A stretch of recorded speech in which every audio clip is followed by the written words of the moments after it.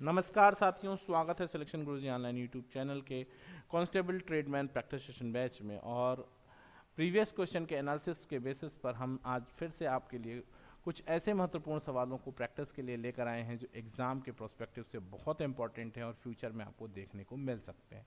जैसा आपको पता है कि practice makes a man perfect, तो इसलिए किसी भी प्रतियोगी परीक्षा में फाइनल अपीयर होने से पहले उसकी बहुत अच्छी प्रैक्टिस आपको इस बात के लिए कॉन्फिडेंट कर देती है कि आप एग्जाम में बेहतर परफॉर्म कर पाएंगे और आपके परफॉर्मेंस को बहुत पॉलिश्ड कर देती है। तो स्टार्ट करते हैं आज का वीडियो एक बहुत ही इम्पॉर्टेंट मोटिवेशनल कोट से कि ज़िंदगी में कुछ फैसले बहुत कठिन होते हैं और यही कठिन फैसले एक दिन ज़िंदगी बदल देते हैं। हमेशा ज़िंदगी, किसी की भी ज़िंदगी ऐसी नहीं है जिसकी ज़िंदगी में कठिनाई ना हो, ना सबकी जिंदगी में। तो दोस्त, बस आपके निर्णय इस बात पर, आपके निर्णय किस तरह के हैं कठिन समय में, यही आपका जीवन निर्धारित करते हैं। तो कभी भी कठिनाइयों से मत घबराइए, सही निर्णय लेने की क्षमता अपने अंदर विकसित करिए और सफलता निश्चित रूप से आपको प्राप्त होगी। बढ़ते हैं सवालों की ओर। पहला क्वेश्चन ध्यान दीजिएगा कि यदि बिक्री मूल्य 3 गुना किया जाए तो लाभ 5 गुना हो जाता है। यदि बिक्री मूल्य 3 गुना किया जाए तो लाभ 5 गुना हो जाता है। लाभ प्रतिशत ज्ञात कीजिए। बहुत ही अच्छा, और आप ये कह सकते हैं कि परसेंटेज का बहुत प्यारा क्वेश्चन। इस क्वेश्चन को आप कभी बुक में कहीं देखेंगे ना, इसका सॉल्यूशन, पहली चीज आप एक बात हमेशा दिमाग में रखिए कि आपको बुक्स के मेथड से क्वेश्चन सॉल्व नहीं करने हैं, आपको अपना मेथड डेवलप करना है हमारे साथ। मान लिया हमने कोई वस्तु है, उसका सीपी एक्स है, विक्रय मूल्य 100 है। मान लिया एक स्टेज पर वो उसको 100 रुपए में बेचता है, ठीक है, तो कितना प्रॉफिट पाएगा भाई? तो वो प्रॉफिट पाएगा 100 माइनस एक्स। दूसरा स्टेज ये है कि यह इसके विक्रय मूल्य को 3 गुना कर दिया जाता है, यानी कितना कर दिया जाता है? 300। तो कह रहे हैं कि अब लाभ कितना होगा? अब लाभ होगा 300 माइनस एक्स। यही कह रहे हैं। लाभ क्या होता है? क्रय मूल्य माइनस विक्रय मूल्य माइनस क्रय मूल्य। लाभ 5 गुना हो जाता है, यानी पहला लाभ ये है P1 और दूसरा लाभ है ये P2। ये 5 गुना हो जाता है, यानी P1 is equal to P2 कब होगा? जब यहां 5 से गुणा हो करेंगे, 5P1 is equal to P2 होगा। तो 5 100 माइनस एक्स। मैं समझाने में इतनी बातें बोल रहा हूं, लिख रहा हूं, अदरवाइज सवाल बिना पेन पेपर का भी है। Is equal to 100 minus x. अब ये कितना हो गया? 500 माइनस 5x बराबर 100 minus x, 300 minus x, sorry, ये 300 माइनस एक्स है, ये 300 है, P2 300, 300 minus x. Minus x इधर जाएगा तो minus 4x is equal to minus 200 आ जाएगा और x इज इक्वल टू आ जाएगा 50। यानी पहले सीपी कितना था? 50, और 50 की वस्तु को 100 पर बेचा जाता था, तो लाभ कितना है? 2 गुना हो गया। यानी प्रॉफिट 50 की वस्तु 100 पर अगर आप बेच रहे हो, देखो यहाँ पे 50 की वस्तु 100 पे बेच रहे हो, तो प्रॉफिट कितना हो रहा है? सीधा सीधा 100% का प्रॉफिट है। 2 गुना हो रहा है तो प्रॉफिट 100% होगा। ये पक्की बात हो गई, इतनी बात में तकलीफ नहीं है। अगला क्वेश्चन ध्यान देना। कह रहे हैं कि x 4200 रुपए में एक स्कूटर खरीदता है, वह मरम्मत पर 6000 रुपए खर्च करता है। वह मरम्मत पर 6000 रुपए खर्च करता है, यानी कुल कितना खर्च कर दिया? 48,48,000 रुपए उसने खर्च कर दिया। ये इसका सीपी हो गया। और इसको बेच कितने में रहा है? 54,000 रुपए में, यानी 6,000 ज्यादा में बेच रहा है, यही लाभ है। तो लाभ प्रतिशत गुणित 100, 8 6 8 48, यानी 100/8, यानी 12.5% का लाभ होगा। ये बी ऑप्शन हो गया। तीसरा क्वेश्चन क्या कह रहे हैं कि 110 रुपए लागत वाली किसी वस्तु को, ध्यान दीजिएगा, 110 रुपए लागत वाली किसी वस्तु को, यहां एक थोड़ा सा टाइपिंग एरर है, इसको सही कर लेंगे हम लोग। 104.5, ये 10.45 जो लिखा है ये गलत है, मैं बेची गई। 110 रुपए लागत वाली एक वस्तु को 104.5 रुपए में बेचा गया, कितनी छूट की पेशकश की गई? सीधा सीधा दिख रहा है कि अगर 110 की लागत है और 104.5 में बेचा जा रहा है, तो 5.5 की छूट है और लागत 110 गुणित 100, तो ये हो गया 55/11 5%। बी ऑप्शन आपका ये क्लियर हो गया। अगला क्वेश्चन ध्यान दीजिएगा, कह रहा है कि चक्रवृद्धि ब्याज पर निवेश किया गया धन की राशि 2 वर्ष में 1600 और 3 वर्ष में 1680 हो जाती है, तो ब्याज की दर क्या है? बहुत सिंपल समझो दोस्त, कि अगर 1600 2 साल बाद, मान लीजिए हमने पी राशि लगाई, 2 साल के बाद वह राशि 1600 रुपए हो गई, तो अब तीसरे साल के लिए तो यही 1600 मूलधन है ना, और 3 साल में इसको ब्याज कितना मिल गया, ये हो कितना गया 1680, यानी ब्याज हो गया 80, यानी 100 रुपए पे आपको 5 रुपए ब्याज मिला, यानी आप अगर रेट की बात करेंगे तो रेट हो गया 5%।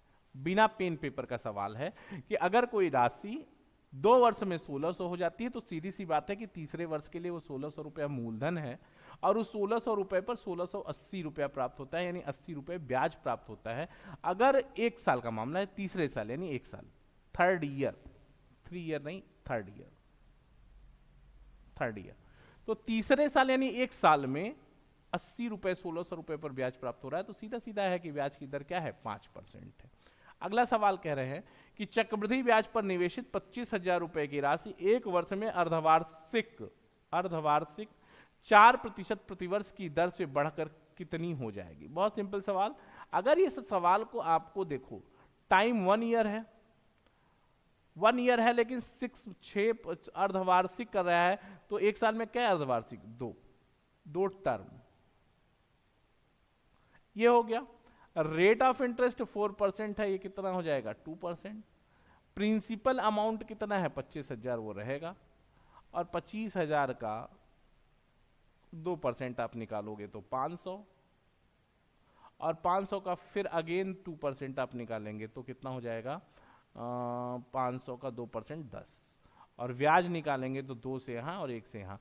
अगर ये ट्रिक आपको समझ नहीं आ रही है गुरु, तो हमारे चैप्टर वाइज कंटेंट से चक्रवृद्धि ब्याज पढ़ लीजिए, इस दोनों को जोड़ देंगे तो ब्याज हो जाएगा आपका 1010, और मूलधन 25,000 था, तो आपको अमाउंट मिलेगा 25,000 और प्लस 1010, यानी 26,010। ये आपका बी ऑप्शन करेक्ट हो जाएगा। छठवां सवाल ध्यान दीजिएगा, ए ने 75,000 रुपए के साथ कारोबार शुरू किया, बी कुछ समय के बाद 37,500 रुपए के साथ उसमें शामिल हो गया।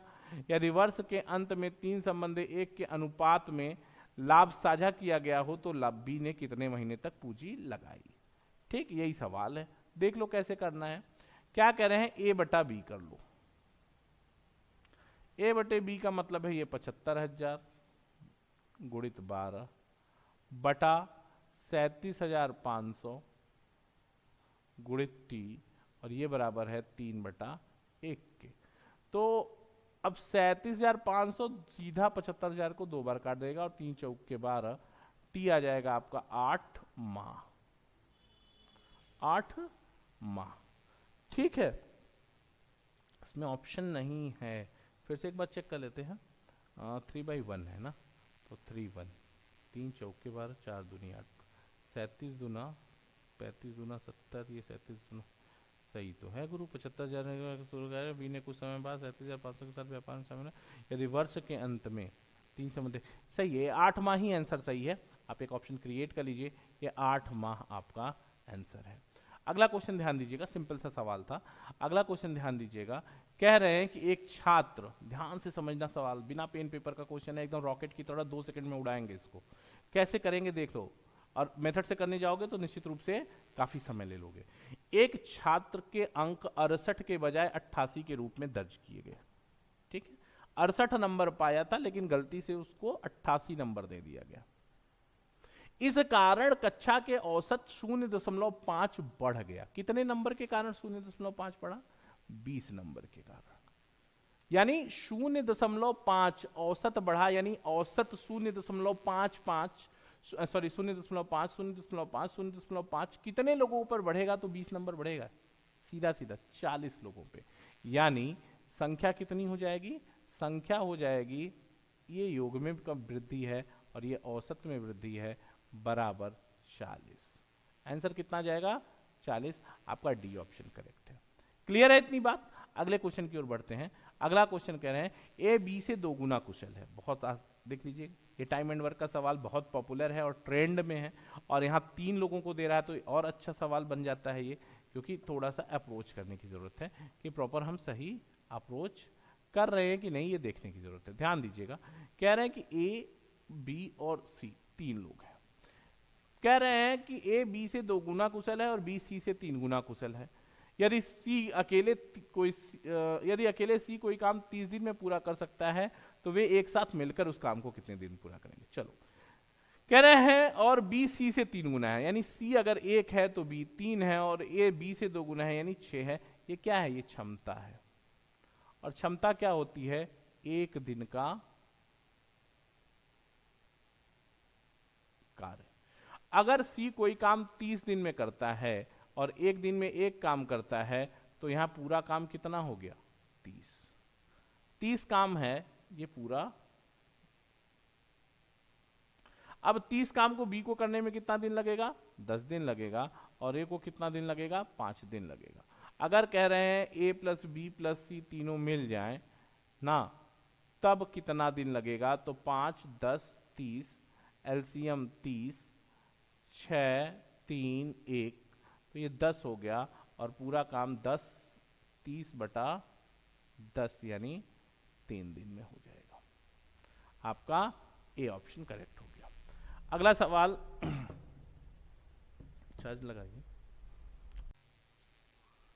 एक हवाई जहाज, ध्यान दीजिएगा, सिंपल सा सवाल है। एक हवाई जहाज 2500 किमी प्रति घंटा की गति से 4 घंटे में एक निश्चित दूरी तय करता है। कितनी दूरी तय कर पाएगा? 1000 किलोमीटर। भाई 250 किमी प्रति घंटा की चाल से 4 घंटे में 1000 की 1 घंटे 40 मिनट में इसी दूरी को तय करने में कितनी क्या गति होगी? तो चाल बराबर क्या होता है? दूरी बटा समय। 1 घंटा 40 मिनट का मतलब 100 मिनट, और 100/60 घंटा, यानी 1000 गुणित 60/100। 0000 से खत्म, 0000 से खत्म, और ये आ जाएगा आपको 600 kmph, 600 किलोमीटर प्रति घंटा इसका आंसर हो जाएगा। अगला ध्यान दीजिएगा, अगला क्या कह रहे हैं? यदि एक बस किसी स्थान पर न रुके तो 1 घंटा में 45 किमी की दूरी तय करती है।